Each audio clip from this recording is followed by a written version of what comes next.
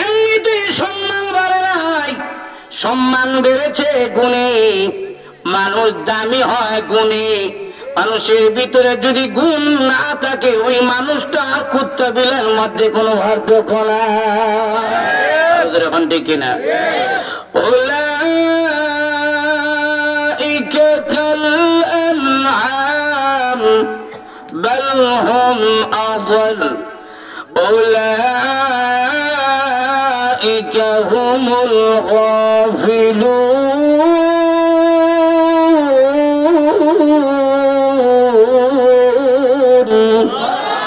মানুষ যদি দামি হয়, ফেরেশতার চাইতেও দামি হয়, সুবহানাল্লাহ।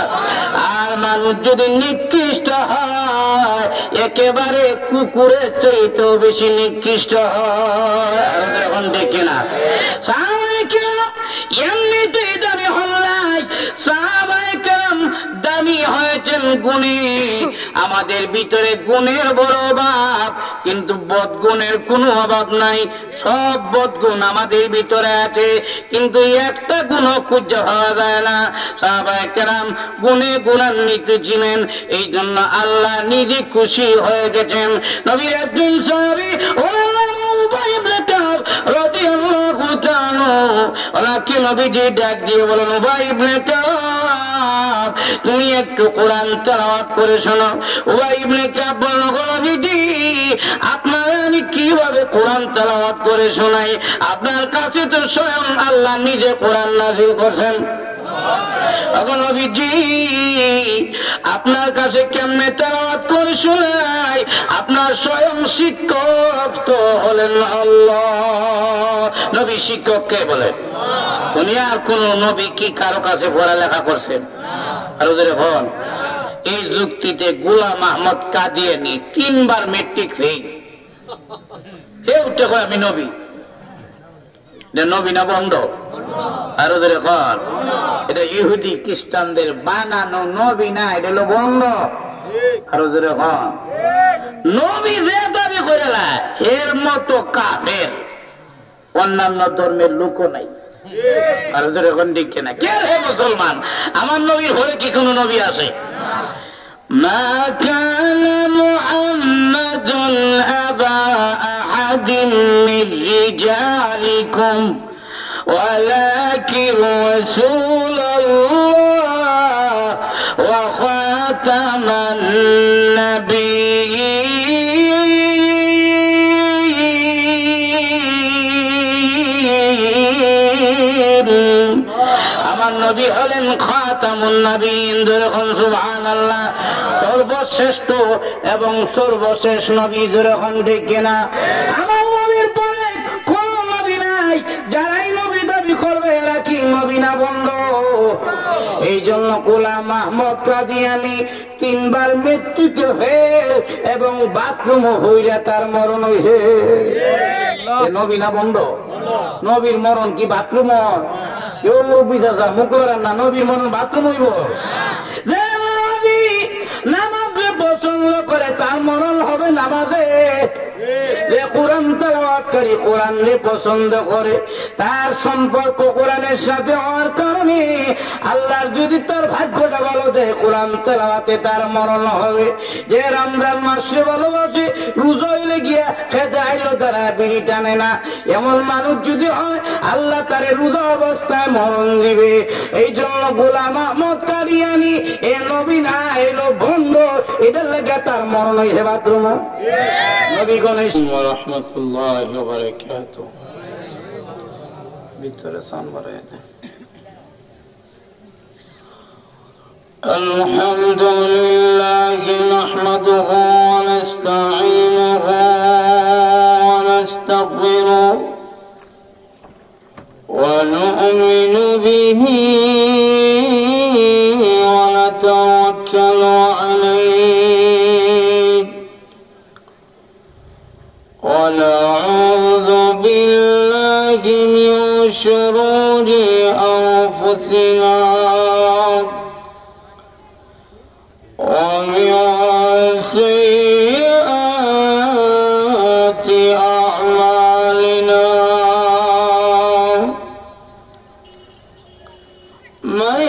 يهده الله فلا مضل له ومن يضلله فلا هادي له ونشهد أن لا إله إلا الله وحده لا شريك له ونشهد أن سيدنا وسندنا وحبيبنا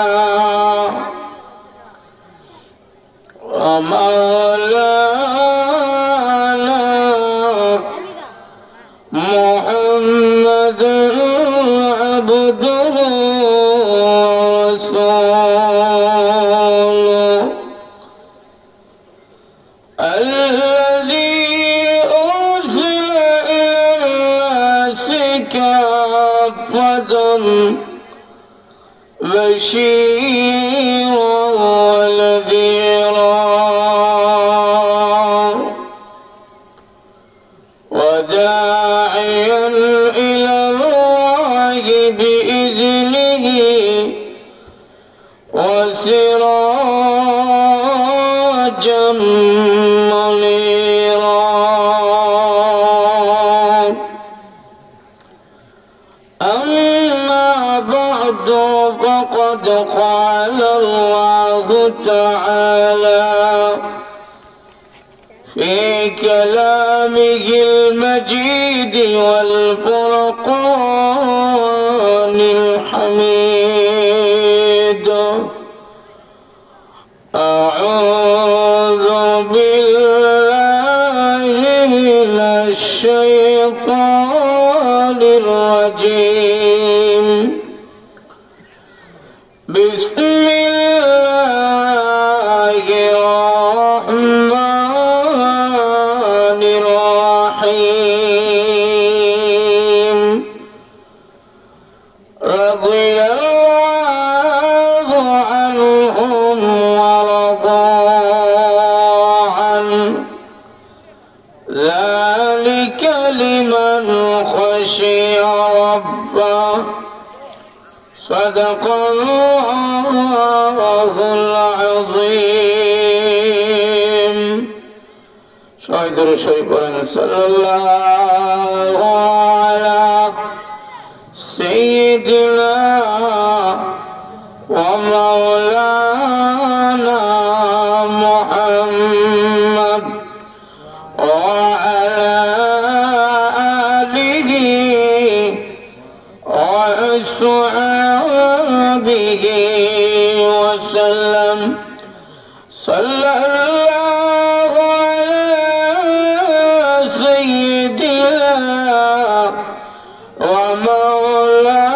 ومولانا محمد وعلى آله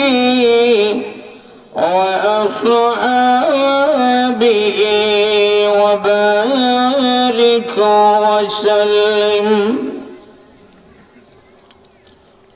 আলহামদুলিল্লাহ দুর্গাপুর পুরাতন জামে মসজিদ কর্তৃক আয়োজিত আজকের 13তম বার্ষিক ওয়াজ মাহফিলের অত্যন্ত শ্রদ্ধেভাজন সভাপতি দামাত বারাকাতুহুম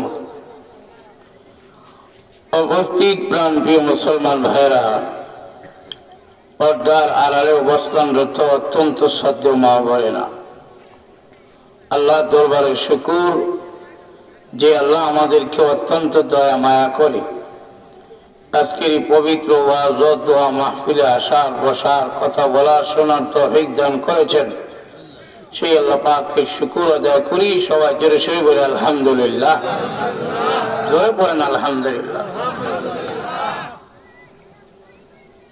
ভাইরা আমার আজকে এই মাহফিলের মধ্যে হাজির হতে পেরে আমরা কারা কারা খুশি সবাই হাত তোলেন খুশি তো সবাই সবাই বলেন আলহামদুলিল্লাহ জোরে বলেন আল্লাহু আকবার নারে তাকবীর, নারে তাকবীর। দ্বীন ইসলাম, সবাই পড়েন আলহামদুলিল্লাহ। ভাইরা, আল্লাহ দয়া হয়েছে তাই আজকে কোরআনের মাহফিলে আমরা সাড়া দিতে পেরেছি। কোরআনের মাহফিলে থাকা জান্নাতের বাগানে থাকার সমান, সুবহানাল্লাহ বলি। কারণ হাদিসের মধ্যে বলা হয়েছে যেখানে কোরআন হাদিসের আলোচনা হয়, আল্লাহ এবং আল্লাহ নবীর আলোচনা হয়, সেখানকে রাসূল হাদিসের ভাষায় বলেন সেই জায়গাটা হলো জান্নাতের সামিয়ানার নিচে তারা বসে, যারা ওয়াজ শুনতে বসে। জান্নাতের একটা টুকরা। এই জন্য আপনারা এটা সৌভাগ্যবান। আসরের ময়দানে আমরা যা করি প্রত্যেকটা চিত্র আসরের ময়দানে উঠবে কি উঠবে না, জোরে বলেন, আরো জোরে বলেন। আমি আর আপনি যাই করি না কেন প্রত্যেকটা চিত্র হাসরের ময়দানে উঠবে। এখন আল্লাহ তাআলা দেখবেন আমার বান্দা দ্বীনি মজলিসের মধ্যে বসে রয়েছে মোনাজাত পর্যন্ত। আল্লাহ বলবেন, বান্দারে ধৈর্য সহকারে যখন কোরআনের মাহফিলের মধ্যে তুই বইয়ে গেছিস গা, যা আমি আল্লাহ তোরে মাফ করে দিলাম। একটা দুইটা না, হাজার ঘটনা আছে। দ্বীনি মজলিসে সামান্য সময় দিছে, সামান্য সময় দেওয়ার কারণে কবরে আযাব আল্লাহ মাফ করে দিয়ে তারে জান্নাতে টিকিট দিয়ে দিয়েছে। সুতরাং এখানে আসা এটা সৌভাগ্যের বিষয় কিনা, সবাই বলে। মনে রাখবেন, যার সাথে যার সম্পর্ক তার সাথে তার হাসর। আমার আপনার কোরআনের সাথে যদি সম্পর্ক হয়, মৃত্যুর পরে আমাদের প্রত্যেকের সাহায্যকারী সুপারিশকারী হয়ে যাবে কোরআন। এটা তো কোরআনের মাহফিল। এজন্য কোরআনের মাহফিলকে আপন বানান, আলেমদেরকে আপন বানান, আলেমদেরকে ভালোবাসেন। হাসরের ময়দানে যদি আমি আঁকড়ে পড়ে যাই, আমি আর আপনি আঁকড়ে পড়ে যাই, ইয়াশফাউ ইয়াউমাল কিয়ামাহ সালাত, হাসরের ময়দানে তিন ধরনের ব্যক্তির সুপারিশ আল্লাহ কবুল করবেন। এর মধ্যে নবীগণের সুপারিশ কবুল, দ্বিতীয় নম্বরে শহীদের আগেই বলছেন আলেমের সুপারিশ কবুল। আরো যখন না, এজন্য সম্পর্ক রাখেন আলেমের সাথে, সম্পর্ক রাখেন কোরআনের সাথে। কোরআন পড়তে জানেন না, এখন কি করবেন? পড়তে পারলে তো লাভ। এক একটা হরফের বিনিময়ে 10টা নেকি হইবেন। এই একটা হরফ যদি বানান করতে আরো 3টা হরফ লাগে, তাহলে এই হরফের সাথে মিলাই আরো 3টা হরফ পড়া সমান সব হইবে।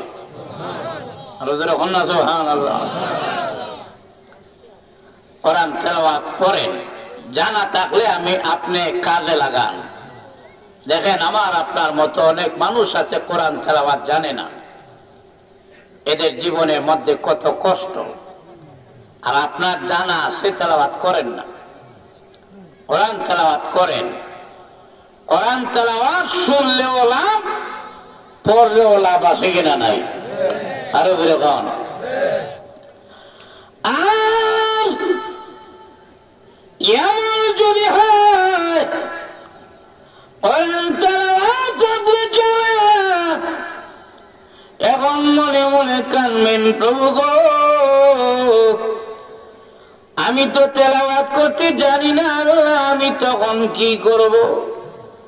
তুমি যদি কোরআন তেলাওয়াত করা না জানো, যে পারে তার কাছ থেকে তুমি কোরআন তেলাওয়াত শুনো, তোমার ঈমান বেড়ে যাবে। وَإِذَا تُلِيَتْ عَلَيْهِمْ آيَاتُهُ زَادَتْهُمْ إِيمَانًا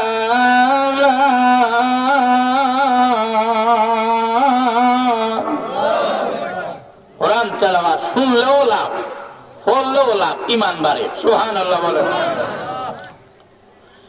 প্রভু কোরআন তেলাওয়াত আমি জানি না, এখন কি করব? বলে কোরআন তেলাওয়াত শুনো। প্রভু গো, শুনবারও আমার টাইম নেই, সারাদিন কাজকর্ম করতে হয়, শুনবারও আমার টাইম নেই। তাহলে আপনি যান, যদি সুযোগ পান আল্লাহ কোরআনের কাছে গিয়ে কোরআনদারে বুকের সাথে জড়ায় ধরেন আর চুম্বন খান। রবের কোরআন পড়তে পারেন না, দৈরা দৈরা বলেন আল্লাহ এটা তো তোমার কালাম, আমি মূর্খ, আমি পড়তে জানি না। কোরআনকে মহব্বত করার কারণে কিয়ামতের কঠিন ময়দানে কোরআন মহব্বতকারী ব্যক্তিকে কোরআন সুপারিশ করে জান্নাতে নিয়ে যাবে। মুসলমানের সম্পর্ক হবে কোরআনের সাথে, মুসলমানের সম্পর্ক হবে ইসলামের সাথে, মুসলমানের সম্পর্ক হবে আলেমের সাথে, মুসলমানের সম্পর্ক হবে ভালো মানুষের সাথে, সৎ চরিত্রের সাথে চলাফেরার দরকার আছে কিনা নাই বলেন? আরো জোরে বলেন। খারাপ মানুষ তোমাকে খারাপ জায়গায় নিয়ে যাবে, আর দুনিয়ার সবচাইতে নিকৃষ্ট খারাপ জায়গা হলো গিয়া পাপাচারের জায়গা, কারণ পাপের জায়গা তোমাকে জাহান্নামে নিয়ে যাবে। এই জন্য কোরআনের মাহফিলে হাজির হতে পেরে সবাই খুশি, আবার বলে আলহামদুলিল্লাহ, জোরে বলেন আলহামদুলিল্লাহ। আপনি ভিতরে সাউন্ডটা বাড়াই দেন, এটা আমি যাতে কাছে যাওয়া লাগে না। হ্যাঁ, কথা বুঝেন আমার। এখন আসুন, আমি আপনাদের সামনে পবিত্র কোরআন শরীফের এখানে আয়াতে কারিমা তেলাওয়াত করেছি। যে বিষয়টা আলোচনা করতে চাই সেটা হলো শানে সাহাবা। রাসূলের সাহাবীদের সম্মান মর্যাদা কতটুকু আমি আপনাদের কাছে জানতে চাই। নবীর সাহাবীদের মর্যাদা আছে কিনা নাই? আসতে কোন আরো জোরে বলেন, আছে কিনা নাই? আল্লাহ কোরআনে বলেন,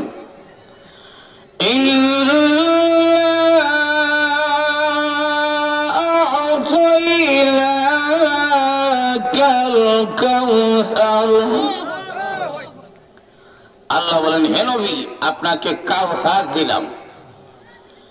মুফাসসিরিনে কেরামগণ বলেন কাউসারের ব্যাখ্যা অনেক লিখেছেন, এর মধ্যে একটা ব্যাখ্যা হলো আল্লাহ বলেন, হে নবী আপনাকে আমি আল্লাহ বিশাল সাহাবীর জামাত দিলাম।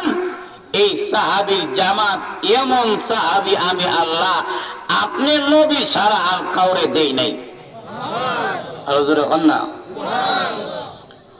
অনেক নবীকে কিন্তু আল্লাহ সাহাবী দিয়েছিলেন, কিন্তু আমাদের নবীর মতো সাহাবীদের নাই।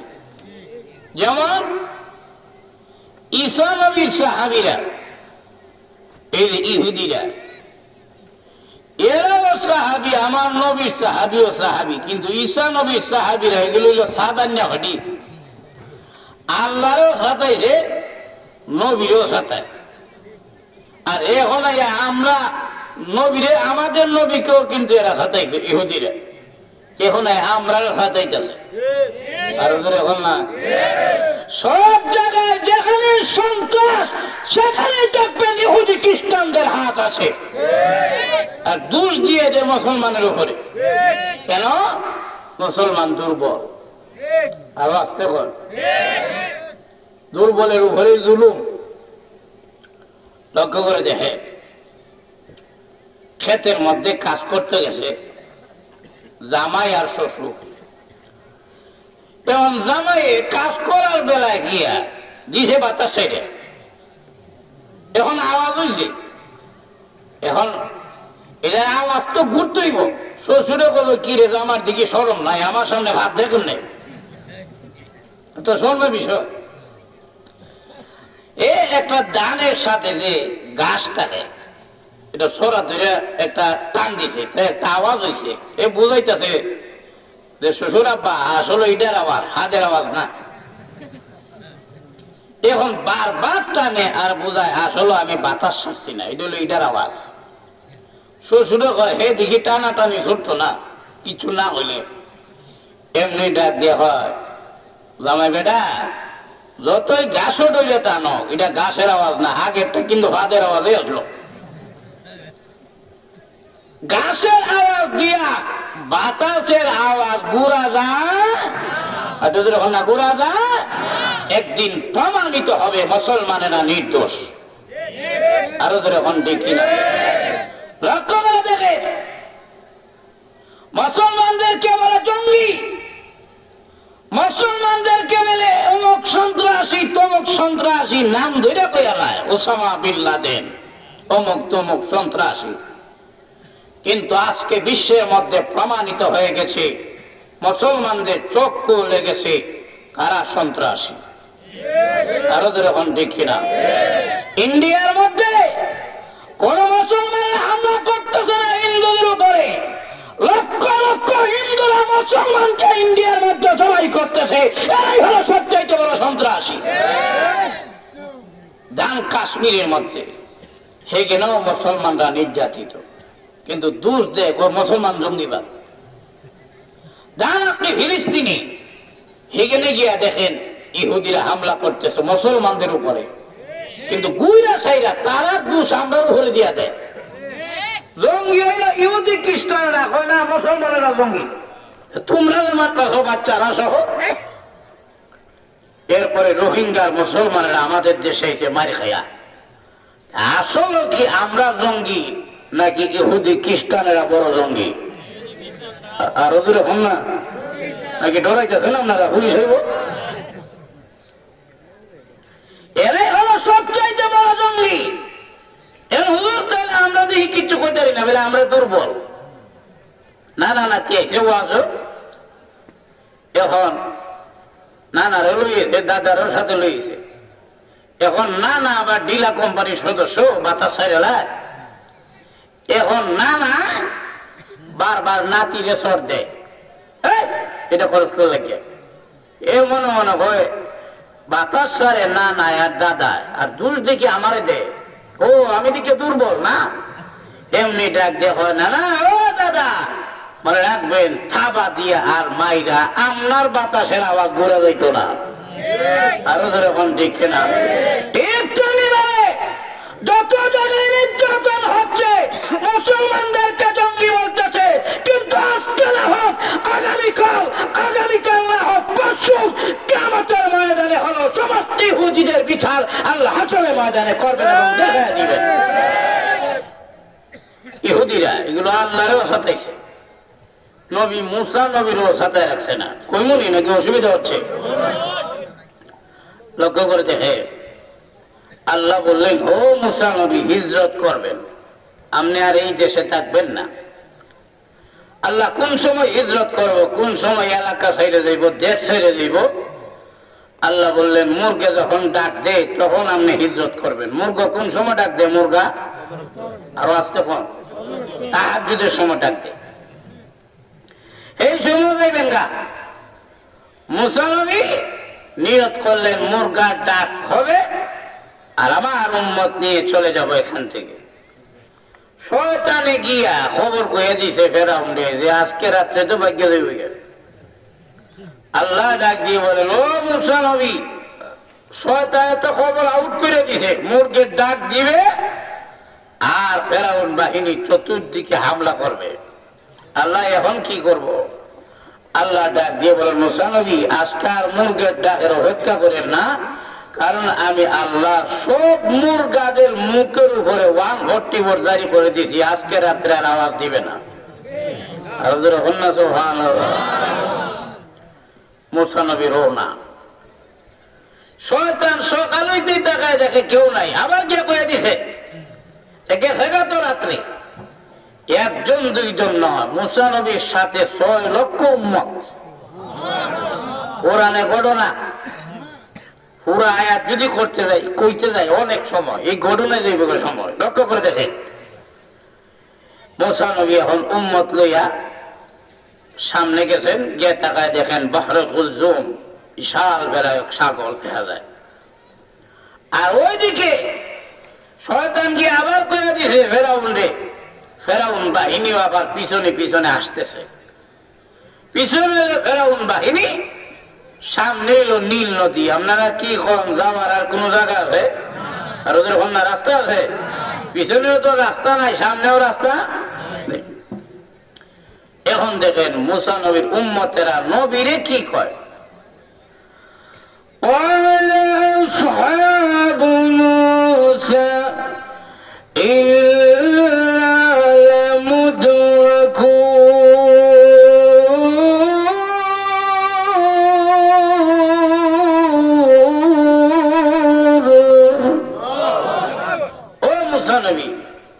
আপনার কথা আর আপনার আল্লাহর কথা এখন তো বিপদে বললাম।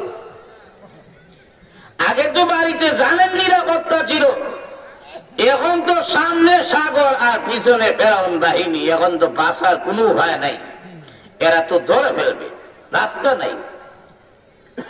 মুসা নবী কয়, আল্লাহ এগুলো তো সুবিধা ঘাটি দেখা যায়, আমারে কি কয় বলেন তো দেখি, কোন উম্মত তার নবীকে এই কথা বলতে পারে যে বিপদ ভাবাইবে? আর ওদের বল না, এদের কি আল্লাহর প্রতি কোনো আস্থা আছে মনে করছে? মুসা নবী তখন ডাক দেওয়া হয়, তোমরা রাস্তা খুঁজে পাও না, আমি কই তোমরা শোনো।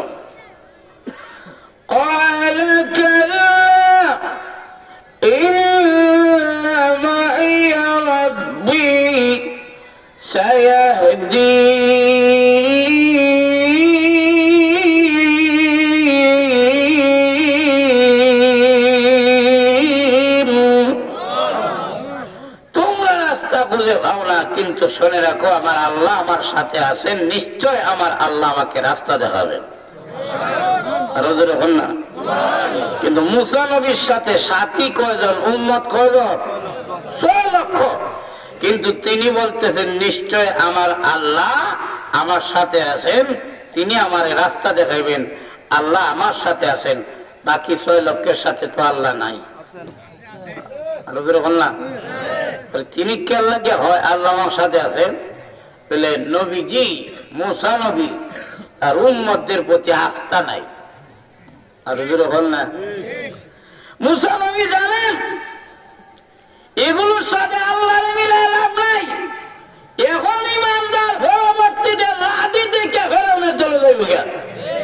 আর না, কারণ কিছু মানুষ আছে লাঠির দরে দল পরিবর্তন করে, লাগা বিএনপিতে গাও মিলি গো পিঠা যদি হয়।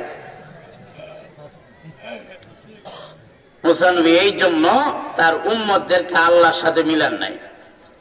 কিন্তু আমার আপনার নবী রাহমাতুল্লিল আলামিন, দেখেন তার সাহাবীদের প্রতি কেমন বিশ্বাস। সুবহানাল্লাহ। গুহার মধ্যে নবীজি আর হযরত আবু বকর সিদ্দিক গুহার মধ্যে তাকায় দেখেন আওয়াজ শোনা যাচ্ছে, পায়ের আওয়াজ, কাফেররা হাঁটতেছে আর নবীরে খুঁজতেছে।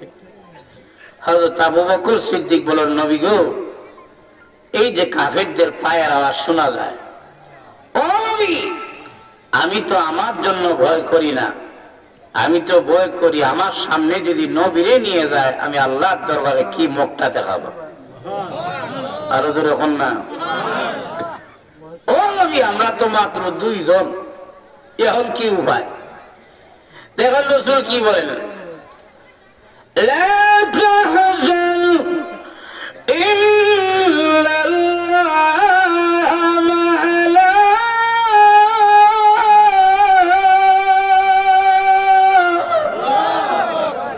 আবু বকর, 2 জন ভয় করো না, শোনো, লা তাহজান, ভয় পাওয়ার কোন কারণ নাই, নিশ্চয় আমাদের সাথে আল্লাহ আছেন। আর ওদের যার সাথে আল্লাহ আছেন তার কোন ভয় আছে? আর ওদের যার সাথে আল্লাহ আছে তার দুনিয়া এবং আখিরাত কোন কিছুই চিন্তার কোন কারণ। রাসূল বলেন আল্লাহ আমাদের সাথে আছেন। লক্ষ্য করে দেখেন, আরবিতে 3 জন ছাড়া আমাদের হয় না, কিন্তু নবীর সাথে সাহাবী মাত্র 1 জন। রাসূল বলতেছেন আমাদের সাথে আছেন আল্লাহ, আর মুসা নবীর সাথে সাহাবী হইল 6 লক্ষ, তিনি বলেন আমার সাথে আল্লাহ আছে। মিলে কেমনে? মিলে আরো যখন মিলে নাকি? কেন? আমার নবী বাকি সাহাবীদের প্রতিও নবীজির বিশ্বাস আছে কিনা নাই? নবী কয় 6 লক্ষ ফলাফল শূন্য, আর নবী কয় আমার একজন সাহাবীও এখানে, তাহলে কি হয়েছে? আমার বাকি সাহাবী যত জায়গায় আছে সব সাহাবী নবীরে জানের চাইতে বেশি ভালোবাসে, তারা লাঠির ডরে দল পরিবর্তন করবে না। আর ওরকম এজন্য লক্ষ্য করে দেখেন নবী সাহাবী প্রতি নবীর কত বিশ্বাস। জিজ্ঞাসা করে হয়েছে রে জীবনে তোমার কত রাত্রি গেছে, বলো দেখি তোমার কাছে সবচাইতে আনন্দের রাত্রি কোনটা? আমরা নিজেকে এলে কইতাম বাসর রাত, আর ওদের হল না।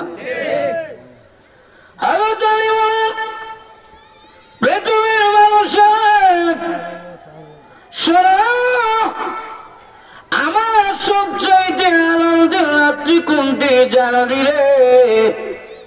যেই রাত্রিতে রাহমাতুল আলামিন হিজরত করেছিলেন, ওই রাত্রিতে নবীজি নিজের জায়গার মধ্যে আমি আলীকে শোয়া রেখেছিলেন, আর গায়ের চাদর আমার উপরে দিয়ে বলেছিলেন আলী রে তুমি আমার জায়গাটার মধ্যে শুয়ে যাও। আমি মনে মনে চিন্তা করেছিলাম যদি কাফেররা নবীজি মনে করে আমার গায়ের মধ্যে এসে ছুরি লাগায় দেয় রে, আমার জীবন ধন্য হয়ে যাবে। ওই রাত্রিতে মনের সঙ্গে এত আরামে আমি ঘুমিয়েছি, এই জন্য ওই রাত্রির চাইতে আমার জিন্দগির মধ্যে আর কোন আনন্দের বেশি রাত্রি নাই। এদের প্রতি রাসূল বিশ্বাস করছেন। সুবহানাল্লাহ। শুধু তা নবীর সাহাবী এমন সাহাবী প্রয়োজনে জীবন দিবে, নবীর গায়ের মধ্যে আঘাত করতে দিবে না। নবীর সাহাবী এমন সাহাবী উহুদের যুদ্ধের মধ্যে নবীজির ডাইনে সাহাবী একজন দাঁড়াইছেন, বামে একজন দাঁড়াইছেন, সামনে একজন পিছনে একজন। সামনে যিনি দাঁড়িয়েছিলেন ওনার নাম হলো আবু দুজানা রাদিয়াল্লাহু তাআলা। আবু দুজানা দাঁড়ায় আছেন, ওনার শরীরের মধ্যে তীরের আঘাত আসতে লাগলো। তীরের আঘাতে শরীর ঝাঁঝরা হয়ে গেছে, শরীর থেকে ঝর্ণার মতো রক্ত বের হচ্ছে। হযরত আবু বকর সিদ্দিক বললেন দুজানা রে তোর শরীর থেকে রক্ত বের হচ্ছে, এমনকি পেটের নাড়ি বুড়ি বের হয়ে গেছে, এইভাবে ধরে রেখেছে। হযরত আবু বকর সিদ্দিক বললেন আমি দুজানা দে এই জায়গাটা আমারে দিয়ে দে, আমি তোর জায়গার মধ্যে দাঁড়াই। হযরত আমি দুজানা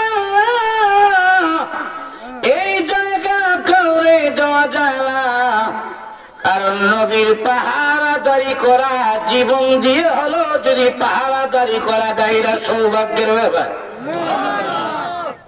এই জন্য এই জায়গা আমি দিব না।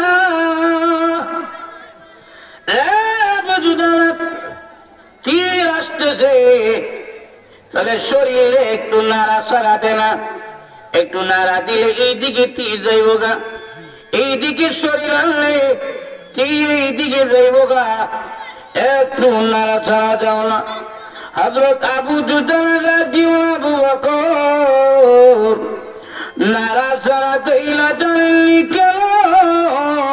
আমার পিছনে রাহমাতুল আলামিন বসে আছেন, আমি যদি একটু নাড়া ছাড়া করি গো, আর তীরের একটু আঘাত যদি নবীজির শরীরের মধ্যে লেগে যায়, কিয়ামতের কঠিন ময়দানে মহান আল্লাহর দরবারে দাঁড়াইয়া আশিকে রাসূল হিসাবে মুখ দেখাতে পারবো না।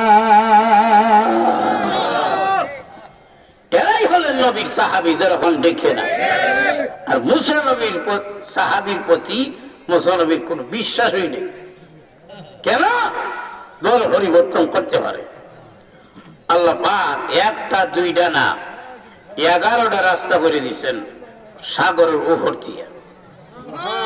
আর জোরে বন্যা মুসা নবীর সাহাবীরা দেখেন এগুলো কেমন শয়তান ইহুদিরা।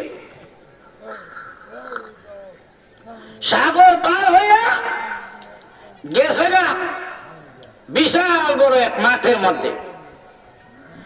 এর মধ্যে গিয়ে বনি ইসরায়েলরা গিয়ে দেখো, ও মুসা নবী, আমরা আল্লাহর কথা আর আপনার কথা আইলাম ঠিক আছে, কিন্তু এখন যে মাঠের মধ্যে আনলে বসবাস করব অসুবিধা নাই। রৌদ্রের যে অবস্থা মাথার গিল পর্যন্ত লইয়া জায়গা, আপনার আল্লাহর এখন ছায়ার ব্যবস্থা করে দেওয়ার লাগে।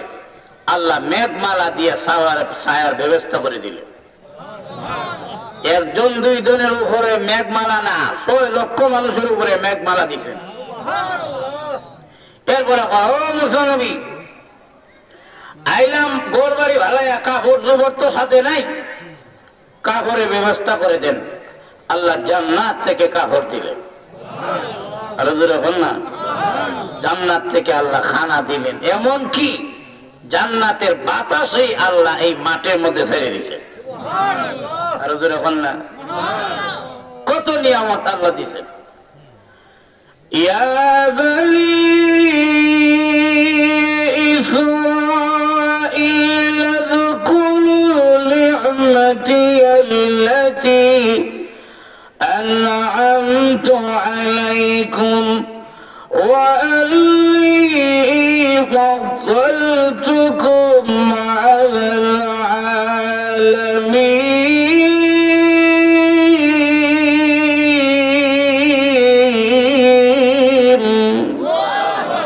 আল্লাহ এই আয়াত এক জায়গায় না কয়েক জায়গায় বলছেন, এত নিয়ামত আল্লাহ দিয়েছেন। একদিন আল্লাহ বলেন, ও মুসা নবী, আপনার উম্মতদেরকে বলেন যুদ্ধ করতে হবে কওমে আদ কওমে সামুদের সাথে। এরা খবর লইছে, গোয়েন্দা সূত্রে খবর লয়ে তাকায় দেখে যাদের সাথে মুসা নবী এবং আল্লাহ বলছেন যুদ্ধ করার লাগিয়া এক একটা টাওয়ারের সমান উঁচা আর হিলারের মতো শক্ত। এরা একজন আরেকজনের কানে কানে কয়, এই মুসা নবীর কথা যুদ্ধে যাইস না, কারণ যাদের সাথে যুদ্ধ করার কথা আল্লাহ কইছেন এদের সাইজ ভালো না, গেলেই বিপদ আছে। তারা মুসা নবী আমনে যান যুদ্ধ করেন, নবীরে কইতেছে আমনে যান যুদ্ধ করেন, সাথে আপনার আল্লাহরে লইয়া যান, আর আমরা হইলাম দর্শক। নাউযুবিল্লাহ, আসতে করবেন না জোরে হবে। চিন্তা করছেন এরা কেমন সাহাবী। আর ঈসা নবীর সাহাবীরা এগুলো লেগে খাও না ফাটি, এগুলো তো সাতাওরা মুসা নবীর এগুলা। আর ঈসা নবীর সাহাবীরা লেগে খাও না ফাটি, মানে খাইতো কাজ করতো না, আল্লাহর কাছ থেকে খাওয়ান আনছে। ঈসা নবীর কইয়া, ও ঈসা নবী, আল্লাহরে কন্যা জান্নাতে খাবার খাওয়াইতো, পেটের মধ্যে বেদনা, ঠিক আছে। আল্লাহ কোরআনে ঘটনা রে আল্লাহ জান্নাতি খাবার ঈসা নবীর সাহাবীদেরকে খাওয়াইছেন। আল্লাহ বলছেন, ও ঈসা নবী খাইবে ঠিক আছে, অসুবিধা নাই, কিন্তু তাদেরকে জানায় দেন চুরি যেন না করে, চুরি করলে আযাব দিব আমি আল্লাহ। আল্লাহ জান্নাতি রুটি ভাড়ায় দিলেন বিশাল বড়, সাথে আবার মাখন ভর্তাও আছে মনে করেন সাথে। রুটি খায় মাখন লাগে লাগাইয়া, মাশাআল্লাহ কত মজা লাগে জান্নাতি খানা। আর ওদের কন্যা সুবহানাল্লাহ, টেস্ট দুনিয়াতে জান্নাতি খানা হইল। এখন আমরা নিয়ম বিয়াতে গেলে কিছু খাই, আবার নাতির লাগে কিছু লই। এরা রুটি খায়, কুদ্দুর খায়, আবার পকেটে ঢুকায়। আমি যদি শেষ হয়ে যায় খাই মুকুর। একজন ডাক দেখো, কি আল্লাহর সাথে না ওয়াদা করলি চুরি করবে না? ডাক দেখো, বন্দা আল্লাহর সাথে কত ওয়াদাই করবো, সব কি আর ঠিক রাখুন যায়? সুরের দল, আরো ধরে এখন ঠিক কিনা সুরের দল এগুলা। আল্লাহ এমন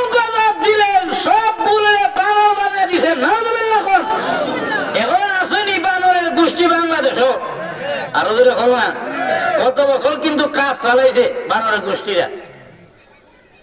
মানুষ বুঝেছে বানর থেকে আসতে নাউজুবিল্লাহ করবে না জোরে হবে এইগুলোই বানর। আপনারা কি বানর হইতে চান? না হইলে তো ভালো, লেজ থাকবো আর মশা মারবেন খালি ঘুরে ঘুরে। এই জন্য পরিষ্কার ভাষায় বলতে চাই, যারা বলে মানুষ বানর থেকে তোমরাই বানরের গোষ্ঠী, আমরা এই দলে নেই। আরো ধরে এখন দেখবে না যারা বলে মানুষ বানর থেকে তৈরি হয়েছে, তোমাদেরকে বানরের সাথে জঙ্গলে চিড়িয়াখানা বসবাস করতে দেওয়া হোক, মুসলমান সমাজের মধ্যে তোমাদের কোনো জায়গা নাই। মানুষ এই বানর থেকে সারা জীবন আমরা কই এই মানুষের মতো সবসকে লাগিয়া তুই তো পশু হয়ে গেছস, ভালো মানুষও মানুষের মতো মানুষও, আর এখন মানুষটা পশু বানাইতে চায়। নাউজুবিল্লাহ জোরে বলবেন না। মুসলমানের আন্দোলনে এই সিলেবাস বাদ দিয়েছে, কিন্তু শত্রু কি কমে গেছে গা এই বছর মনে করেন? যখন না কমে গেছে গা এই বছর আরেকটা ঢুকাই দিচ্ছে শরীফ থেকে শরীফা। নাউজুবিল্লাহ জোরে বললাম।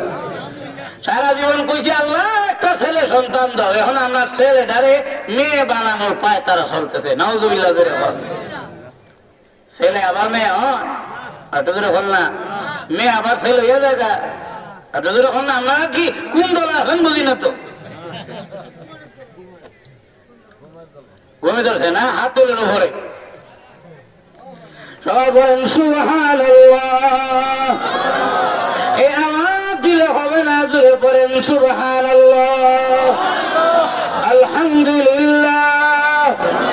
আপনারা দেন বলেন আল্লাহু আকবার, আল্লাহু আকবার, আল্লাহু আকবার।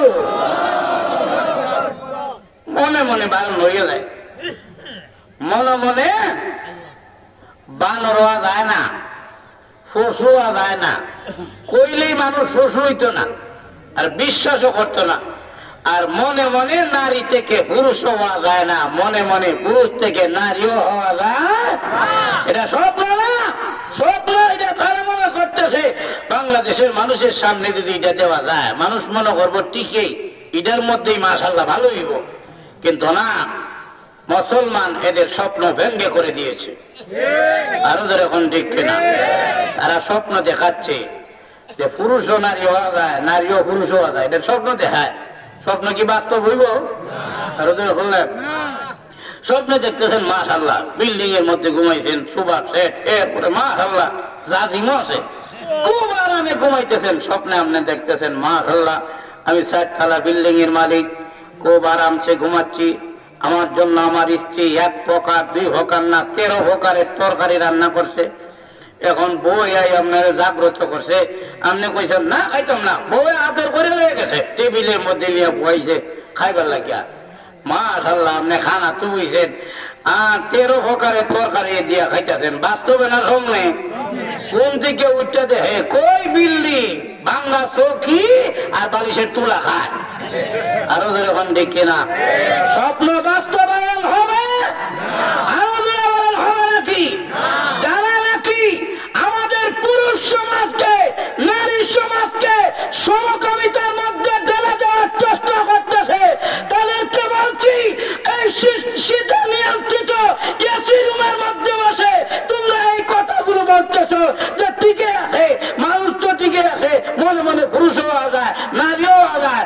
এটা এসি নিয়ন্ত্রিত সিকিউরিটি নিয়ন্ত্রিত রুমের মধ্যে বলতেছ, পারলে সুনামগঞ্জের জমিনে এসে দেখো যুবকরা রেডি আছে, তাদের জুতা দিয়ে তোমাদের গালের সামনে তুলে দেব। আরো যখন দেখবে না রাজি আছেননি? আরো যখন রাজি আছেন তো নাকি আমরা সমকামিতা করে করে ছড়াতে চাই?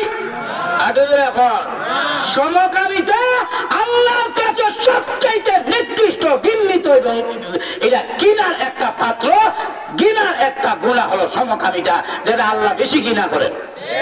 আরো যখন দেখি না ঈসা নবীর উম্মতেরা বানর, ঈসা নবী আইয়া কইরে এরা তো রুটি খাওয়ার কে গেছে, আমরা দিয়ে দেখা যায় না। আয়া ডাক দিছে, এ হইয়া খোলেল কই আব্দুর রহমান কই অমুক তমুক ডাক দিছে কি বানরে আর কি জবাব দিব জবাব দেয় আর কি ও রুটি ছুটি করছো বান্দর হয়ে গেছে সবগুলা না সবগুলা মারিয়ে দিচ্ছেন এরকম না বুঝবিল্লা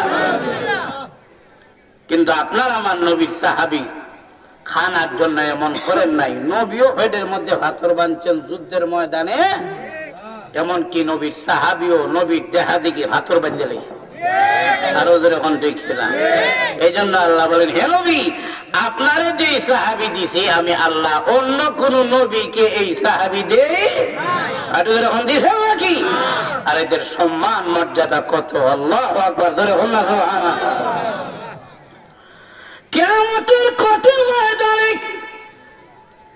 সকল নবীকে নবী নবী বলে কালে আদম আলাইহিস সালাম নবী নবী বলে কাঁদেন একেবারে সকল নবীগণ নবী নবী বলে কাঁদে কেন কাঁদেন আসলে আল্লাহ রাগ গোসা করেছেন আল্লাহ বলছেন লা ইয়াতাকাল্লামুনা আমি আল্লাহর অনুমতি ছাড়া হাসরের ময়দানে কেউ কথা বলবা না লিমানিল মুলকুল ইয়াউম ওই দিন আল্লাহ হুঙ্কার দিবেন কাহারিয়তের মেজাজ আল্লাহ গ্রহণ করবেন আল্লাহর রাগ গুসা দেখি সমস্ত নবীগণ বললেন নফসি নফসি সমস্ত সাহাবীরা নফসি নফসি ওই গাউস কুতুব বুজুর্গ সবাই নফসি নফসি বলে কাঁদবেন আপনার আমার নবী বিশ্বনবী রাহমাতুল লিল আলামিন নফসি নফসি বলে কাঁদবেন না আল্লাহর আরশের নিচে গিয়ে নবীজি শ্রদ্ধায় করে মহান আল্লাহর প্রশংসা শুরু করে দিবেন আর বলুন না সুবহানাল্লাহ প্রভু আপনি বলেছেন ইয়াউমা ইয়াকুমুর রূহু ওয়াল মালাইকাতু সাফফান লা ইয়াতাকাল্লামুনা ইল্লা মান আযিনা লাহুর রাহমান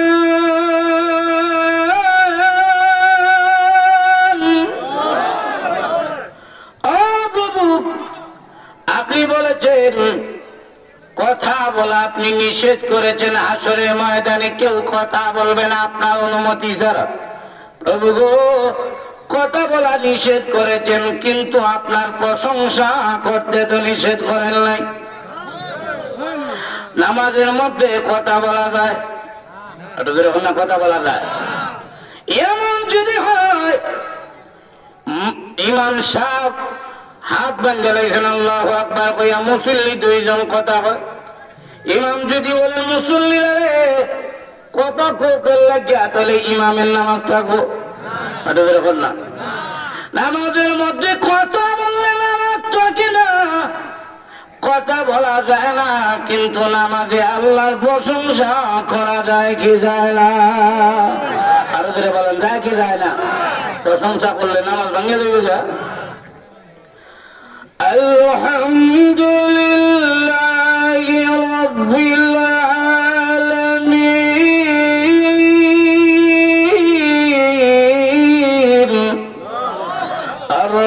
আর-রাহমানির রাহিম মালিকি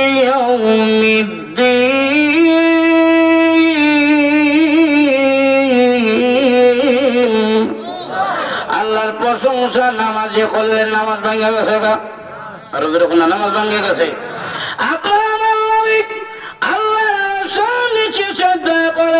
চোখের পানি ছেড়ে দিয়ে কাঁদবেন আর বলবেন প্রভু গো আপনি বলেছেন লা ইয়াতাকাল্লামুনা কথা বলা আপনি নিষেধ করেছেন আল্লাহ আপনার প্রশংসা করতে তো নিষেধ করেন নাই নবীজি আল্লাহর প্রশংসা শুরু করে দিবেন আনতা আহকামুল হাকিমিন আনতা যুল জালালি ওয়াল ইকরাম আনতা রাব্বুল আলামিন আনতা রাব্বুস সামাওয়াতি ওয়াল আরদ আনতা রাব্বুল আরশিল কারীম আনতা হাইয়্যু ইয়া আলাইহিম নবীজি আল্লাহর প্রশংসা শুরু করবেন। আল্লাহ তুমি তো সকলের পালনেওয়ালা, আল্লাহ তুমি তো আসমান জমিনের মালিক, আল্লাহ তুমি তো মহান আরশে আজিমের মালিক, আল্লাহ তুমি তো বিচারপতিদের বিচারপতি, আল্লাহ আমরা হলাম আপনার গোলাম, আপনি হলেন আমাদের মনিব। মনিব হইয়া যদি গোলামদেরকে হুঙ্কার দেন গো আল্লাহ, গোলামরা আপনার হুঙ্কারের কি জবাব দেবে? নবীজি এমন হলেন আল্লাহ প্রশংসা করে দিবেন, আল্লাহ ডাকতে বলবেন নবী আমার। আসলে কঠিন ময়দানে কোন নবী কোনো কথা বলতে পারে না, আপনার প্রশংসা তুলে আমি আল্লাহর কুদরতি অন্তর ঠান্ডা হয়ে গেছে, কেউ কোনো কথা বলতে পারে না। আর আমি আল্লাহ আসলে কঠিন ময়দানে সর্বপ্রথম আপনাকে কথা বলার অনুমতি দিলাম। সুবহানাল্লাহ।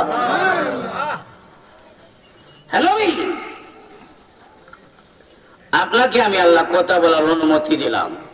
হাসরের ময়দানে সর্বপ্রথম আমাদের নবী কথা বলবেন, আপনারা খুশি না বেজার? আরো জোরে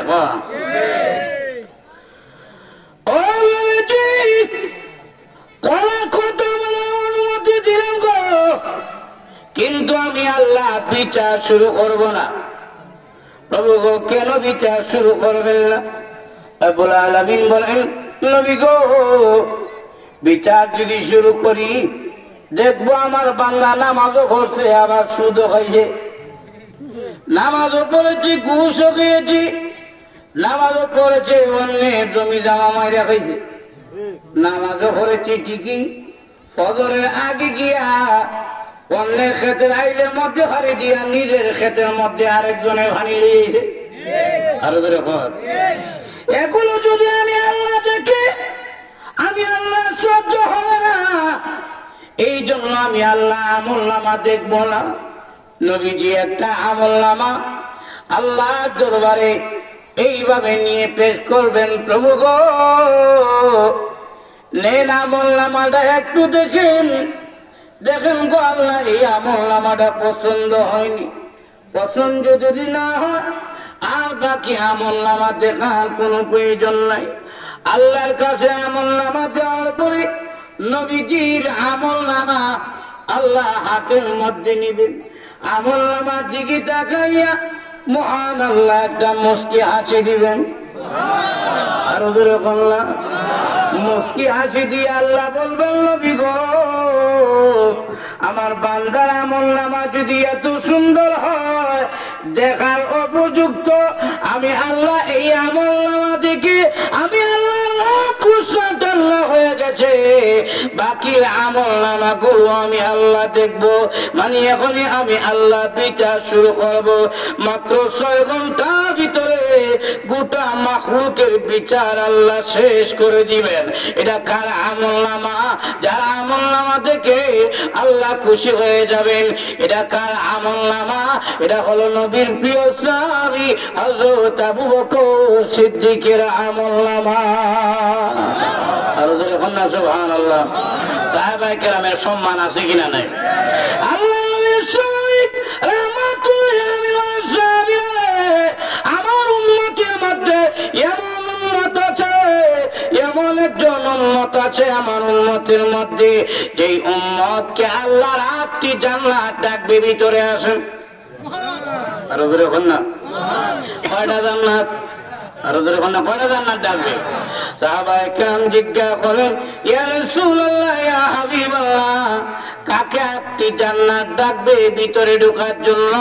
ও নবী এই সৌভাগ্যবান লোকটিকে রাসূল বলেন তার নাম হলো আবু বকর। আরো জোরে বলেন সুবহানাল্লাহ। রাসূল বলেন সাহাবিয়াত আমি নবীজি মেরাজের রজনীতে আমি নবী জান্নাতের ভিতরে গেলাম, এমনি তাকায় দেখি জান্নাতের প্রধান গেটের মধ্যে আমি নবীর নাম লেখা। রাসূল বলেন সাহাবীরা রে আরো ভিতরে প্রবেশ করলাম, জান্নাতের অনেক শাখা প্রশাখা আছে, সেখানেও আমি তাকায় দেখি আমার নাম লেখা আছে। জান্নাতের নহরের মধ্যে আমি নবীর নাম লেখা, জান্নাতের বাগানের গেটের মধ্যে আমি নবীর নাম লেখা। সাহাবীরা রে, আমার নামের নিচে আমার প্রিয় সাহাবী আবু বকর সিদ্দিকের নামটাও দেখেছি। সুবহানাল্লাহ। উলাইকা হুমুল মুফলিহুন,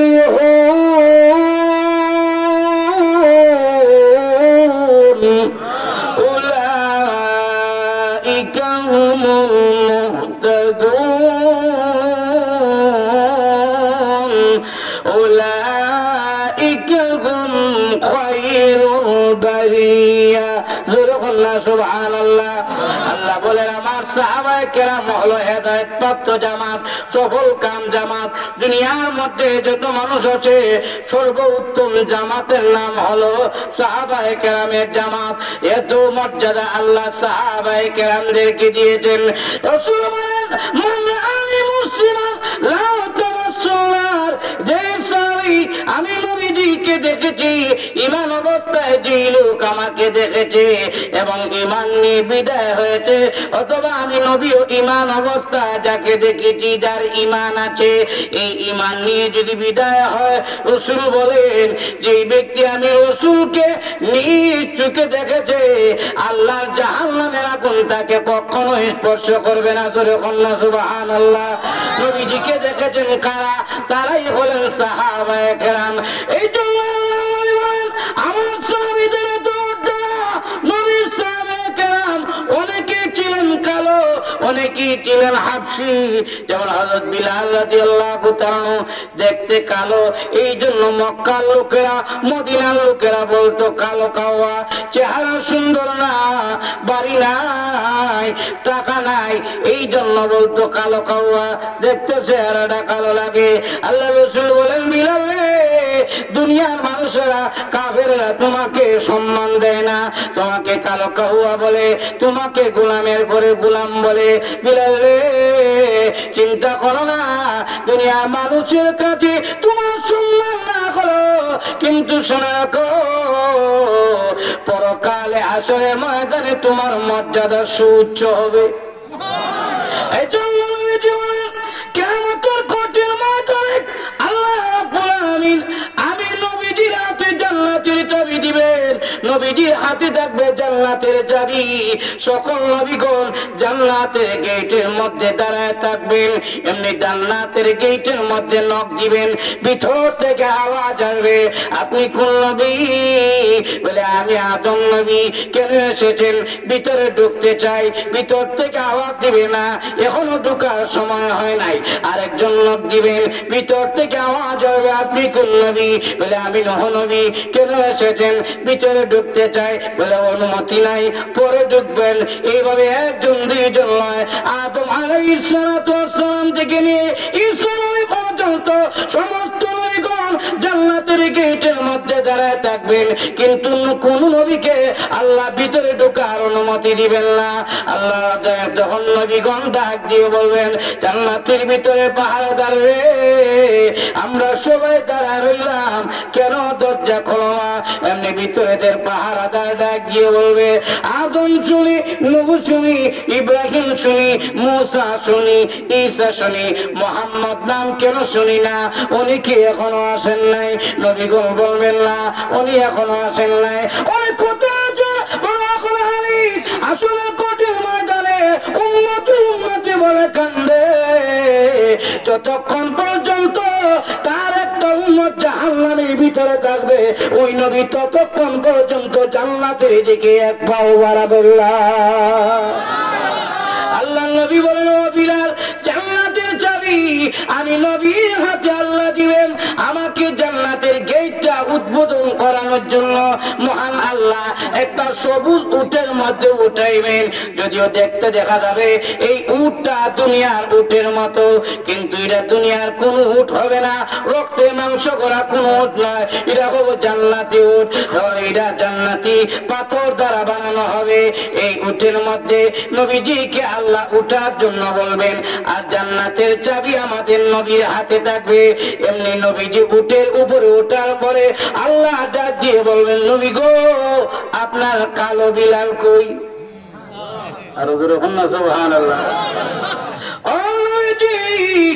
আপনার কালো বিলাল কই? নবীজি বললেন প্রভু গো কালো বিলালের কি প্রয়োজন আছে? আল্লাহ বলবেন নবী গো আপনার কালো বিলালকে বলুন আপনার উঠের লাগাম ধরার জন্য।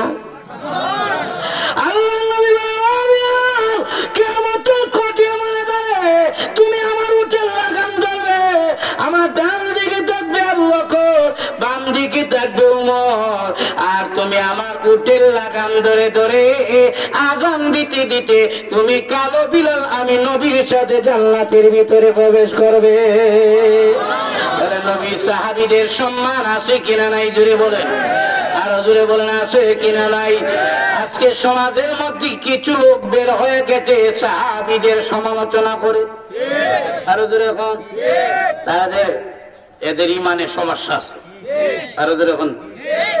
আল্লাহ কোরআনে বলছেন আমি আল্লাহ সাহাবায়ে কেরামের ভিতর পরীক্ষা করে দেখছি এদের ভিতরে শুধু আমি আল্লাহর ভয় দুনিয়ার কোনো মায়া মহব্বত নাই, এদের দোষ ধরে। তোমরা কই আর সাহাবী কই? নবীর সাহাবী বিশুদ্ধ দ্বারা করে এই সমাজের মধ্যে সবচাইতে বড় ফিতনাবাজ নবীর সাহাবীর দোষ ধরে।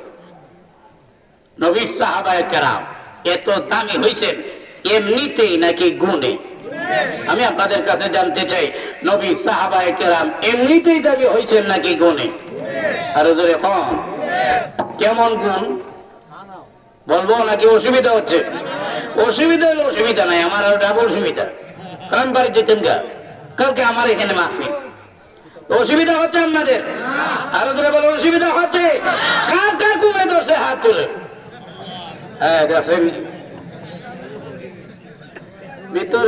ভিতরে সাউন্ডটা দরকার, কারণ কষ্ট হয় যদি ওয়াজ করতে তাহলে তো গতবার থেকে এইবার আরো জ্বালা করলাম কই না আর কি, কারণ সময় শর্ট বেশি মারতে গেলে সময় এইরকম রাখবে। ঠিক আছে কি করেন আপনারা?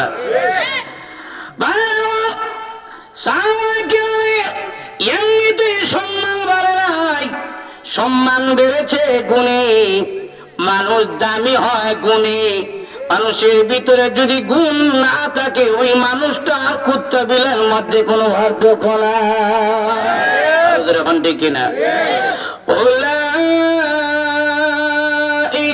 কাল আনআম বাল হুম আযাল উলাইকা হুমুল গাফিলুন।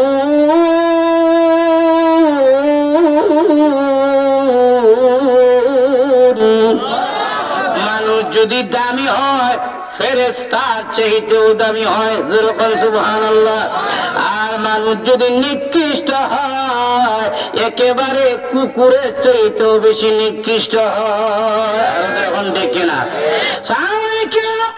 এমনিতেই দামি হল্লাই সাহাবায়ে কেরাম দামি হয়েছেন গুণে।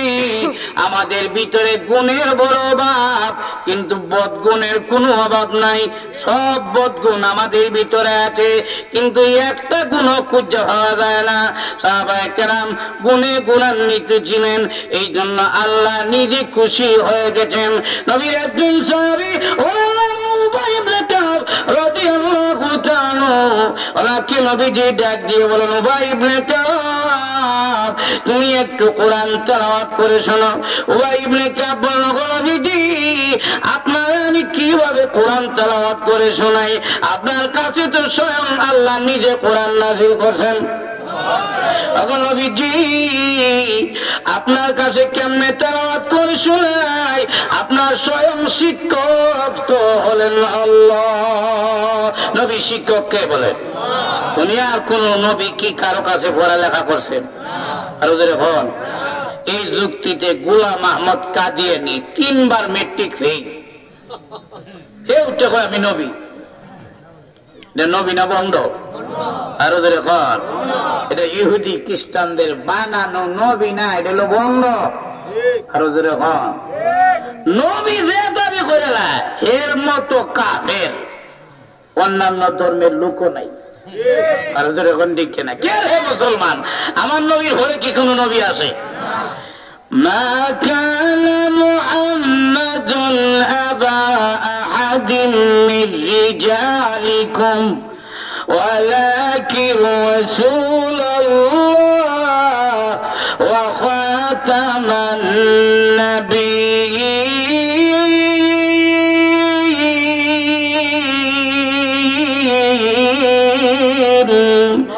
আমার নবী হলেন খাতামুন নবীন। যখন সুবহানাল্লাহ, সর্বশ্রেষ্ঠ এবং সর্বশেষ নবী। যখন ঠিক না, আমার নবীর পরে কোন নবী নাই।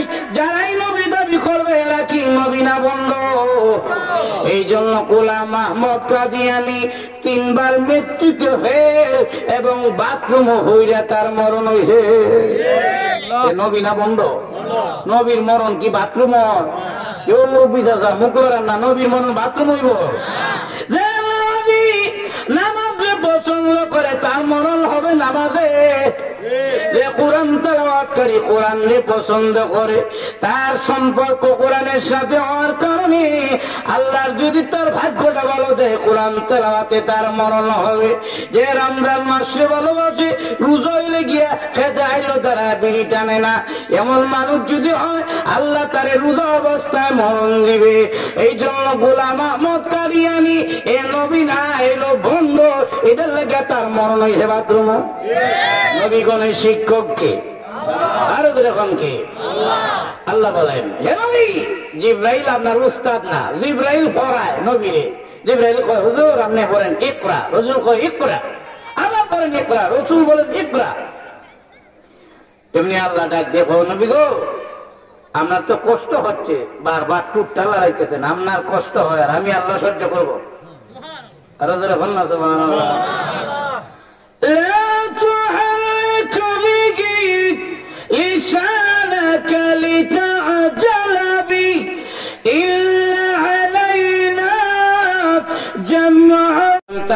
শুদ্ধ করা এটা মারাত্মক একটা গুণ। কিন্তু লক্ষ্য করে দেখবেন সমাজের অনেক মানুষ যদি কোরআন তেলাওয়াত শুদ্ধ করে পারে না, কিন্তু মাতবরির বেলায় আগুয়ায় না। ইমামের সাথে শুধু দেয়, মাতজুমের সাথে শুধু দেয়, মসজিদে গিয়ে মাতবরি। কিন্তু আলহামদুলিল্লাহ সূরা ধরাইতে হলে 32টা আবুল লাগায়, আলহামদুলিল্লাহ সময় দেখা যায় বিল্লাহ। আর মাতবরির বেলায় বড় আগুয়ায় তসবিহ করে, মাতবরিও করে সুবহানাল্লাহ সুবহানাল্লাহ সুবহানাল্লাহ। ইমাম সাহেব গেল কই? ঘন ঘন বাড়ির যায় লাগিয়া। যখন ইমাম সাহেব বাড়ির যাইব তোমার কি হইছে? মুয়াজ্জিন সাহেব কই 5 বার আযান দিত, 3 বার করে খাইতো, আর 10 বার করে মসজিদ ধরে দিত। কই গেল মুয়াজ্জিন? কই গেল ইমাম সাহেব? ইমাম মুয়াজ্জিন কয় আল্লাহ বুড়া দিয়ে রাজা লইয়া দাঁড়াইছে, এটা কোন দিন মরবো আর এটা কোন দিন মরবো, আর মসজিদটা টান লইব যখন দেখে না। মাতবরির বেলা আগুয়াল, কিন্তু কোরআন তেলাওয়াত শুদ্ধ করতে পারে না। এই জন্য ভাইরা আমার, সাহাবায়ে কেরাম এমনিতেই দামি হল্লাই, কোরআন তেলাওয়াত শুদ্ধকারী ছিলেন সাহাবায়ে কেরাম।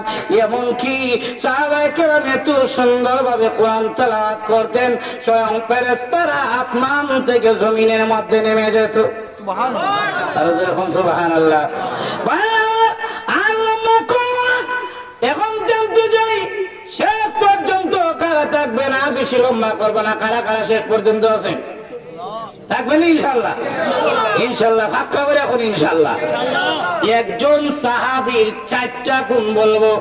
এই 4 গুণ যদি কারো ভিতরে আসে, যুব সমাজের চরিত্রের পরিবর্তন হয়ে যাবে। কয়টা গুণ? আর দেখুন না কয়টা গুণ? আমরা মনে ঘুমে ধরে লেগে শেষ করে দিই। বাধা কটা?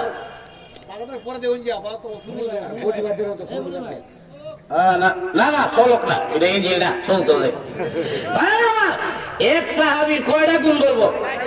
আরো দেখুন না 4 গুণ বলার আগে যারা থাকবেন এরা আগে যান তো গুমও সারবো, গুমটাও মনে থাকবো না। গুমায় স্বপ্ন দেখবেন আপনি, গুম শুনবেন আগ্রহ করেন, আগ্রহ করেন সামনে যারা ওয়া শুনবেন আগ্রহ করেন।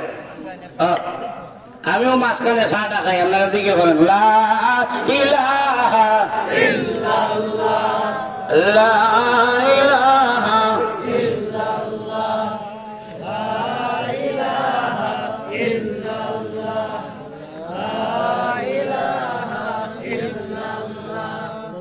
সামনে সামনে সামনে আজকে তো এই এলাকার লাগে তো আর মাহফিল নাই, আর এখন রমজান পড়ছে আর ভাইবের লাগাল।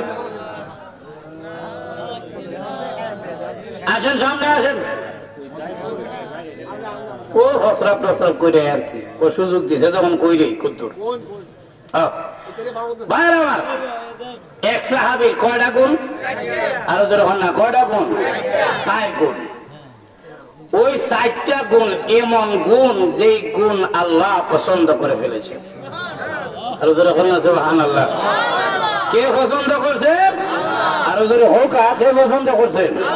আল্লাহ। রসুল বলেন, ও জাফর, তোমার মধ্যে 4 গুণ আছে, আল্লাহ পছন্দ করছেন। হযরত জাফর বলেন, হুজুর আমার নামটা আল্লাহ নিয়েছেননি? বলে, আল্লাহ তোমার নাম নিয়েছেন। ওই সাহাবী বলেন, আমার মতো গোলামের নাম যে আল্লাহ নিয়েছেন, আমার জীবন ধন্য হয়ে গেছে। আরো জোরে বলেন সুবহানাল্লাহ।